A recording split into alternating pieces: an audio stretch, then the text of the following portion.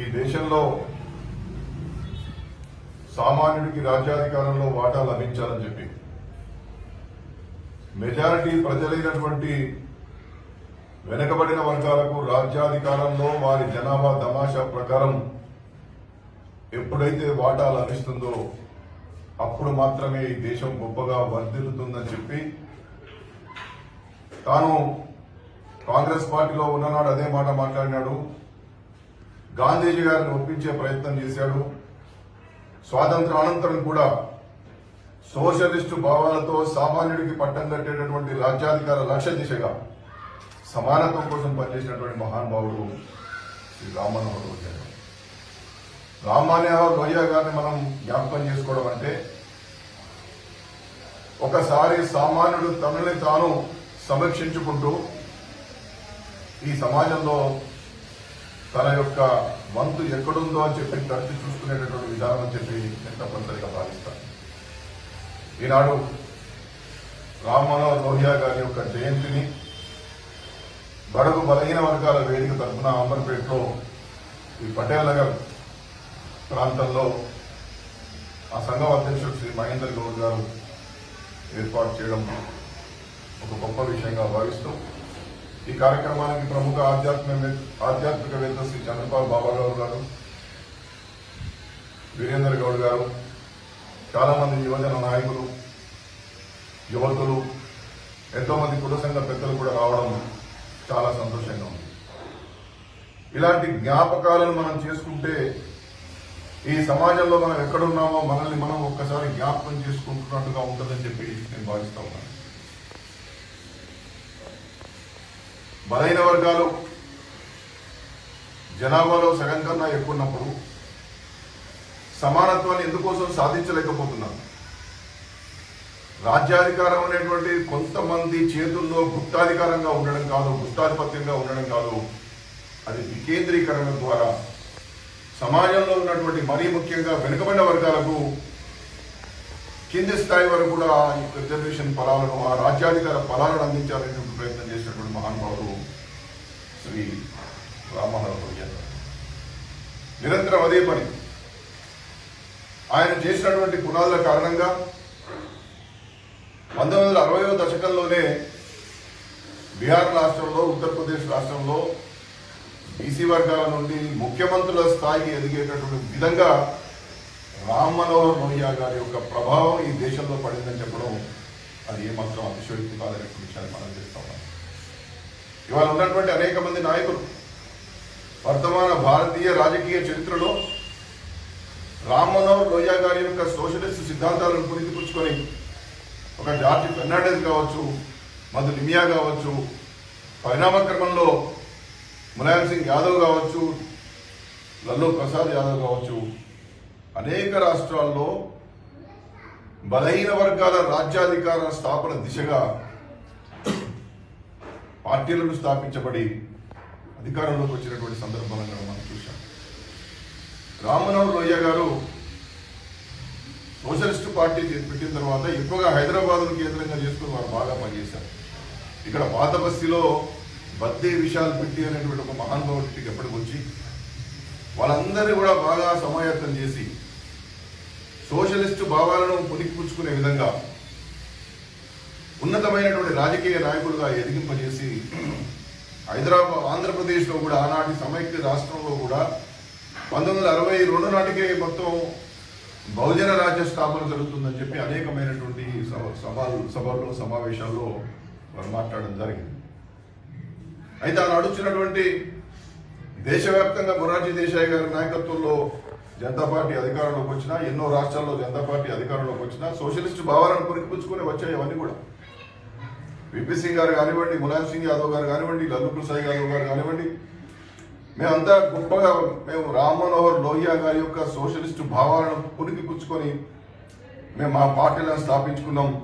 రామ్ మనోహర్ లోహియా గారి యొక్క సిద్ధాంతాలను ప్రజల్లోకి తీసుకుపోయి వారు కన్న కళల ప్రకారం సామాన్యుడికి పట్టం కట్టడమే మా బాధ్యత అని చెప్పి అన్నారు.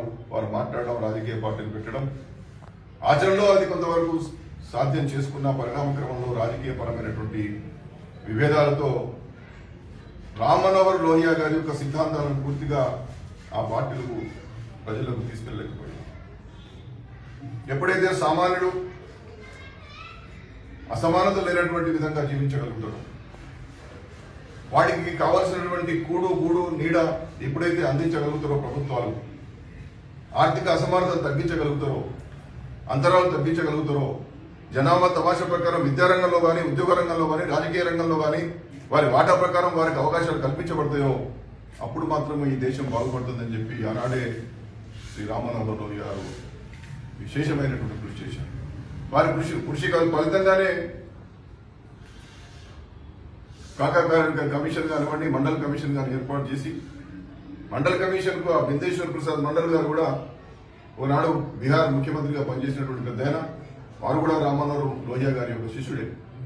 రామ్ మనోహర్ లోహియా గారి యొక్క బలమైనటువంటి సిద్ధాంత పునాదులు బిందేశ్వర్ ప్రసాద్ మండల్ గారి మీద ఉన్నాయి కాబట్టి రెండవ బీసీ కమిషన్, జాతీయ బీసీ కమిషన్ అధ్యక్షుడుగా భారతదేశ వ్యాప్తంగా తిరిగి రామ్ మనోహర్ లోహియా గారి యొక్క ఆలోచన ధారను యావత్ సమాజానికి పంచాలనేటువంటి దృక్పథంతో బీపీ మండల్ గారు విశేషంగా కృషి చేసి ఉత్తమమైనటువంటి రిపోర్ట్ను 1980లో వారు ఈ దేశానికి అందించడం ద్వారా ఏ ప్రభుత్వం అధికారంలోకి వచ్చినా, ఏ పార్టీ అధికారంలోకి వచ్చినా అనివార్యంగా మండల కమిషన్ బయటకు తీసుకురావాల్సినటువంటి అవసరం, తర్వాత విద్యా ఉద్యోగ రంగంలో రిజర్వేషన్లు కానివ్వండి, మండల కమిషన్ చేసినటువంటి సిఫారసుల ప్రకారం అనేక రాష్ట్రాల్లో అనేకమైనటువంటి సంక్షేమ కార్యక్రమాలు అమల్లో ఉన్నాయంటే అది శ్రీ రామ్ మనోహర్ లోహియా గారు వేసినటువంటి బీజాలకు ఆధారమే మండల కమిషన్లోని సిఫార్సులు అనే విషయాన్ని నేను చెప్పడానికి గర్వపడతా ఉన్నాను. ఆనాడు బ్రాహ్మణ్ మనియా అనేటువంటి సిద్ధాంతం ప్రబలంగా ఉన్నప్పుడు, రాజకీయాలను వారు పూర్తిగా శాసిస్తున్నప్పుడు, రామ్ మనోహర్ లోహియా స్వతహాగా ఆయన బలైన వర్గాలకు సంబంధించిన వ్యక్తి కాకపోయినా ఆలోచన విధానం, ప్రజాస్వామ్యం గొప్పగా పరిడవిల్లాలంటే, ప్రజాస్వామ్య ఫలాలు అందరికీ అందాలంటే, రాజ్యాంగం ఏదైతే ఆకాంక్షించిందో అసమానతలు లేనటువంటి సమాజం ఏర్పడాలంటే, సమానత్వం అందరికీ రావాలంటే, ప్రపంచంలో భారతదేశం గొప్పగా ఎదగాలంటే వెనుకబడిన వర్గాలకు న్యాయం జరగాలనేటువంటి పోరాటాన్ని వారు దాన్ని అస్త్రంగా తీసుకొని అటు పార్లమెంట్లో పోరాటం చేశారు. భారతదేశ వ్యాప్తంగా అన్ని రాష్ట్రాలు తిరిగి బహుజనులను సంఘటితం చేసి బహుజన రాజ్యాధికార స్థాపన దిశగా పోరాటం చేసినటువంటి మహానుభావుడు శ్రీ రామ్ మనోహర్ లోహియా అనేటువంటి విషయాన్ని మనం అందరం కూడా జ్ఞాపకం చేసుకోవడం మనం చేస్తూ ఉన్నాం. ఆనాడు ఉన్నతమైనటువంటి అవకాశాలు, పార్లమెంటేరియన్గా గొప్ప అవకాశం వచ్చింది, ఉన్నత విద్యావంతుడుగా అనేకం ఆంగ్లంలో కుల సమస్య మీద కానివ్వండి, వర్ణ వ్యవస్థ మీద కానివ్వండి, వర్గ వ్యవస్థ మీద కానివ్వండి, స్త్రీ సమస్యల మీద కానివ్వండి అనేకమైనటువంటి గ్రంథాలను తీసుకొచ్చి ఆ గ్రంథాల ద్వారా సమాజంలో బలీయమైనటువంటి మార్పు తీసుకొచ్చేటువంటి ప్రయత్నం చేశాను. ఒక్క మాటలో చెప్పాలంటే ఈ దేశంలో బాబాసాహెబ్ బిఆర్ అంబేద్కర్ గారి తర్వాత అంత గొప్పగా కేవలం వెనుకబడిన వర్గాల కోసం మహోన్నతంగా ఉదాత్తంగా కృషి చేసినటువంటి మహానుభావుడు ఎవరైనా ఉన్నారంటే కేవలం రామ్ మనోహర్ లోహియా అనేటువంటి విషయాన్ని మనం అందరం కూడా చేస్తున్నాం.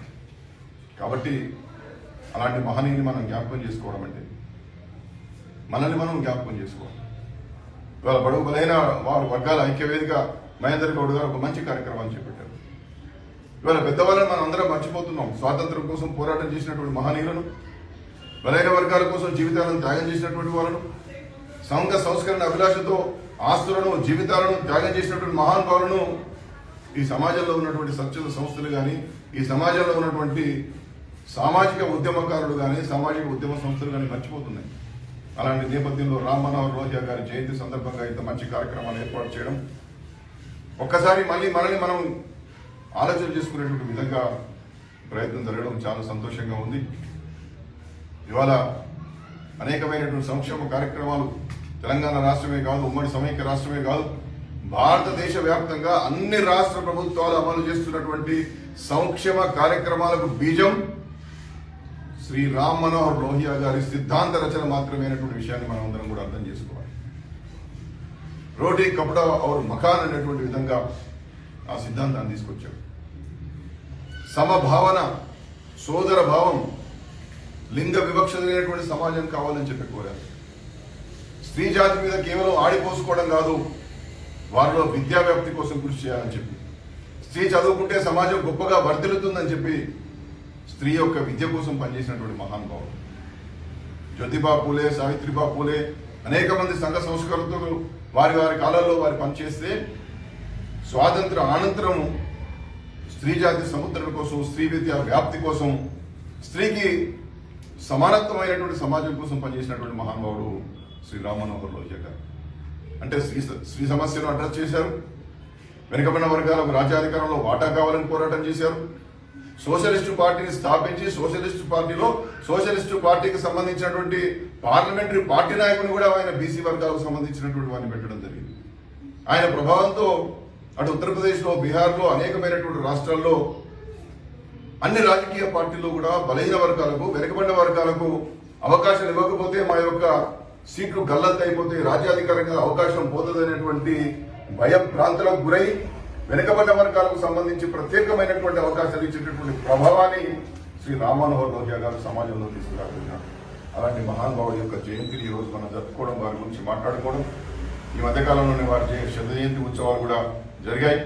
వారిని గౌరవించి భారత ప్రభుత్వం రామ్ మనోహర్ లోహియా హాస్పిటల్ను ఢిల్లీలో హాస్పిటల్కి రామ్ మనోహర్ లోహియా అనేటువంటి ఆసుపత్రికి నామకరణం చేయడం జరిగింది. అవధ్ యూనివర్సిటీకి వారి పేరును పెట్టడం జరిగింది. పోస్టర్ను, తపాలా బిల్లును వారి పేరు మీద విడుదల చేయడం జరిగింది. ఏదేమైనా ఇవాళ కేంద్రంలో కానీ రాష్ట్రాల్లో ఉన్నటువంటి ప్రభుత్వాలు ఇలాంటి మహనీయుల యొక్క అంశాలను పాఠ్యాంశాల్లో పెట్టి ఇలాంటి మహనీయుల యొక్క జయంతి సభలను ఒక సామాజిక న్యాయ దినోత్సవంగా గొప్పగా జరపాల్సినటువంటి అవసరం ఉంటుంది. వారి కోసం వారు కాకుండా ఈ సమాజం కోసం పనిచేసి, ఈ సమాజంలో అట్టడుగున ఉన్నటువంటి వాడు, ఈ సమాజంలో కడజాతి వారి కోసం పనిచేసినటువంటి మహానుభావులు, వారి చరిత్రలు, వారు రాసినటువంటి రచనలు, వారు చేసినటువంటి సూచనలు ఈ సమాజంలో ఎంతగా గొప్పగా ఇతని ముందు పోవడానికి ప్రయత్నం జరుగుతుంది. 70 సంవత్సరాల తర్వాత స్వాతంత్రానంతరం చూస్తే ఇప్పటికి కూడా అంతరాలు కొనసాగుతూనే ఉన్నాయి. సంక్షేమ పథకాల కోసం ప్రజలు ఎదురు చూస్తూనే ఉన్నారు. ఇప్పుడు కూడా భారతదేశం అభివృద్ధి చెందుతున్న దేశంగా ఉంది తప్ప అభివృద్ధి చెందిన దేశం కావడం లేదు. ఇది ఆనాడే రామ్ మనోహర్ లోహియా గారు చెప్పారు. ఈ దేశంలో ఉన్నటువంటి మెజారిటీ ప్రజలు అసమానతలు లేనటువంటి, అంతరాలు లేనటువంటి జీవితం ఎప్పుడైతే గడపగలుగుతారో, రాజ్యాధికారంలో వారికి సమానమైనటువంటి వాటా ఎప్పుడైతే లభిస్తుందో అప్పుడు మాత్రమే ఈ దేశం బాగుపడుతుంది అని చెప్పి 60వ దశకంలోనే చెప్పినటువంటి రామ్ మనోహర్ లోహియా గారి సిద్ధాంత ప్రతిపాదన ఏదైతే ఉందో ఇప్పటికి కూడా ఏ రాజకీయ పార్టీలు అవలంబించకపోవడం ద్వారా, కేంద్రంలో వస్తున్నటువంటి పాలకులు ఎవరు కూడా పాటించకపోవడం ద్వారా మనం కళ్ళ ముందే చూస్తా ఉన్నాం. ఇప్పటికి కూడా అనేకమైనటువంటి అవరోధాలు, ఎన్ని చట్టాలు పెట్టుకున్నా ఇప్పటికి లింగ వివక్ష కొనసాగుతూనే ఉన్నది. ఎన్ని సంక్షేమ కార్యక్రమాలు పెట్టుకున్నా ఇవాళ రిజర్వేషన్లు కావాలని చెప్పి కోరుతున్నటువంటి వాళ్ళ సంఖ్య పెరుగుతూనే ఉన్నది. ఎన్ని కార్యక్రమాలు చేస్తున్నా, లక్షల కోట్ల రూపాయలు ఇవాళ మంజూరు చేస్తున్నాడు చెబుతున్నా, ఉప ప్రణాళికల ద్వారా చేస్తున్నాడు చెబుతున్నా, ఆ ఫలాలు ఎవరైనా అందుతున్నాయి, ఆ వర్గాల అభివృద్ధి పదంలోకి వస్తున్నారా లేదా అనేటువంటి సమీక్ష జరగడం లేదు. సమీక్ష అంటే అభివృద్ధి కొరకు సమీక్ష జరగాలి తప్ప ఉన్న రిజర్వేషన్లు ఎట్లా తొలగించాలనేటువంటి కుట్రపూరితమైనటువంటి సమీక్షలు చేయాలని చెప్పి ఇవాళ ప్రభుత్వాలు మాట్లాడుతూ ఉన్నాయి. రిజర్వేషన్ ఫలాలు ఇప్పుడిప్పుడే అందుకుంటున్నటువంటి బీసీలకు క్రిమిలేయర్ అని ఒకటి పెట్టేసి ఆ ఫలాలను అందుకోకుండా చేస్తున్నటువంటి ప్రయత్నం జరుగుతూ ఉన్నాయి. ఉన్న రిజర్వేషన్లు ఎట్లా తీసేయాలనేటువంటి కుట్రలు జరిగేటటువంటి ప్రయత్నం జరుగుతూ ఉన్నాయి. దీన్ని తిప్పుకొట్టడానికి శ్రీ రామ్ మనోహర్ లోహియా యొక్క సిద్ధాంతాన్ని అర్థం చేసుకుంటే తప్ప, రామ్ మనోహర్ లోహియా రచనలో ఉన్నటువంటి ఆ యొక్క ఆలోచన ధారణ అర్థం చేసుకుంటే తప్ప ఇవాళ మనం ఆ ఫలాలను అందలేమనేటువంటి విషయాన్ని గమనంలోకి తీసుకోవాలని చెప్పి మనం చేస్తా ఉన్నాం. కేవలం తాత్కాలికమైనటువంటి ఉపశమనాల కోసం కొన్ని డిమాండ్లు ప్రభుత్వాల ముందు పెడితే సరిపోదు. ఇవాళ జీవితాలలో, జీవన ప్రమాణాలలో మెరుగుదల కోసం కృషి చేయాల్సినటువంటి అవసరం ఇవాళ సామాజిక సంస్థల మీద, స్వచ్ఛంద సంస్థల మీద, పౌర హక్కుల సంఘాల మీద ఉందనేటువంటి విషయాన్ని నేను సవినయంగా మనవి చేస్తాను. ఇవాళ రామ్ మనోహర్ లోహియా అదే కోరుకున్నాను. రామ్ మనోహర్ లోహియా యొక్క సిద్ధాంతం యొక్క ఆలోచన విధానం అదే, సోషలిస్టు భావజాలం అదే. సోషలిస్ట్ అంటే ఏమిటి? కేవలం ఒక రాజకీయ పార్టీ కాదు, సమానత్వం, వివక్షత లేనటువంటి సమాజం, సమసమాజం. రాజ్యాంగంలో చెప్పుకున్నాం తప్ప రాజ్యాంగంలో ఉన్నటువంటి అధికారుల మీద ప్రమాణం చేస్తున్నటువంటి పాలక పక్షాలు, ముఖ్యంగా కేంద్ర ప్రభుత్వాలు ఏం చేస్తున్నాయనే విషయాన్ని మనం ఆలోచన చేయాల్సినటువంటి అవసరం ఉంది. ప్రణాళిక సంఘం అని చెప్పి దశాబ్దాల తరబడిగా ప్రణాళికలు చేసినటువంటి ఈ కేంద్ర ప్రభుత్వాలు ఆ ప్రణాళికల ద్వారా క్షేత్రస్థాయిలో దారిద్ర్య రేఖ దిగువ ఉన్నటువంటి ప్రజలను ఎగువ స్థాయికి ఎదిగించడంలో ఎందుకు వైఫల్యం చెందుతున్నాయనేటువంటి విషయాన్ని మనం తప్పనిసరిగా ఆలోచన చేసుకోవాల్సినటువంటి అవసరం ఉందని చెప్పి మనం చేస్తాం. అది ఇవాళ రామ్ మనోహర్ లోహియా గారి యొక్క సిద్ధాంతం. ఆ సిద్ధాంతంలో ఉన్నటువంటి ఆలోచన ధార, ఆ ఆలోచన దారులను మనం పురికిపుచ్చుకొని వారి రచనలు చదివి, అంబేద్కర్ గారి రచనలు చదివి, మహాత్మా జ్యోతిబా పూలే గారి యొక్క గులాంగిరి నవలను చదివి ఈ దేశం కోసం త్యాగం చేసినటువంటి పెరియార్ రామసాయి నాయకర్, నారాయణ గురు, రవిశంత్ గురు ఇలాంటి మహనీయుల యొక్క జీవిత చరిత్రను, వారి రచనలను చదివి వారు సమాజం కోసం ఏమి మనకు సందేశంగా ఇచ్చి వెళ్ళినారో ఆ సందేశాలను పురికిపుచ్చుకొని ఆ దిశగా మనం ప్రయత్నం చేస్తే కానీ ఈ సమాజంలో మార్పు రాదు అనేటువంటి విషయాన్ని సవినయంగా మనవి చేస్తూ ఒక మంచి కార్యక్రమంలో ఈరోజు రామ్ మనోహర్ లోహియా గారి గురించి మనం మాట్లాడుకోవడం, వారి సిద్ధాంత ధార గురించి మనం ఆలోచన చేయడం. ఎందుకంటే అంబేద్కర్ గారి రచనలను చదవకుండా అంబేద్కర్ గారు అర్థం కాదు. రాజ్యాంగం రాస్తున్నప్పుడు కూడా అనేకమైనటువంటి ఆలోచనలు చేసినాం. ఒక్కొక్క అధికరణకు కాన్స్టిట్యూషనల్ డిబేట్స్ చేసినాం.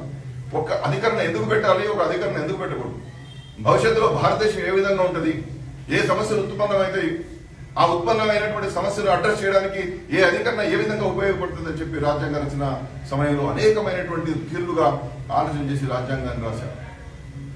ఆ విధంగానే ఆ రాజ్యాంగంలో ఉన్నటువంటి ప్రతి ఒక్కటి అమలు జరగాలంటే అమలు కావాల్సిన దానికి ప్రజలను సమాయత్తం చేయడానికి, రాజకీయ పార్టీలను సమాయత్తం చేయడానికి శ్రీ రామ్ మనోహర్ లోహియా లాంటి మహానుభావులు విశేషంగా కృషి చేయడం జరిగింది. కాబట్టి ఈ బడుగు బలహీన వర్గాల ఐక్యవేదిక కానివ్వండి, సంక్షేమ సంఘాలు కానివ్వండి, కుల సంఘాల ప్రతినిధులు కానివ్వండి, మనమందరం కూడా వారు సమాజానికి అందించినటువంటి ఆశయ లక్ష్య సిద్ధి కోసం వారి సిద్ధాంతాన్ని అర్థం చేసుకొని మనకున్న తప్పున్నటువంటి వారి కోసం మనం ఎప్పుడైతే ప్రయత్నం చేస్తామో ఆనాడే వారికి నిజమైనటువంటి ఘననివ్వాలి అనేటువంటి విషయాన్ని సవినయంగా మనవి చేస్తూ ఇంత మంచి కార్యక్రమానికి ఎంతోమంది కుల సంఘాల పెద్దలు, మహిళా సోదరీమణులు, వివిధ సంఘాల నాయకులు, ఆచార్యులు అందరూ రావడం చాలా సంతోషంగా ఉంది. ఇలాంటి కార్యక్రమాలను కేవలం జయంతుల సందర్భాలనే కాకుండా ఆయా సందర్భాల్లో వీరి యొక్క సిద్ధాంతాల మీద, వీరు సమాజానికి అందించినటువంటి రచనల మీద మనం త్వరలోనే మంచి వర్క్ షాప్స్ కానీ సెమినార్లు కానీ పెట్టుకుందాం. మన యొక్క కార్యకర్తలను సమాయత్తం చేయడానికి, వారి ఆశయ లక్ష్య సిద్ధ సాధన కోసం మనమందరం కూడా నిరంతరం పనిచేద్దామని చెప్పి మనవి చేస్తూ రామ్ మనోహర్ లోహియా గారి ఆశయాలను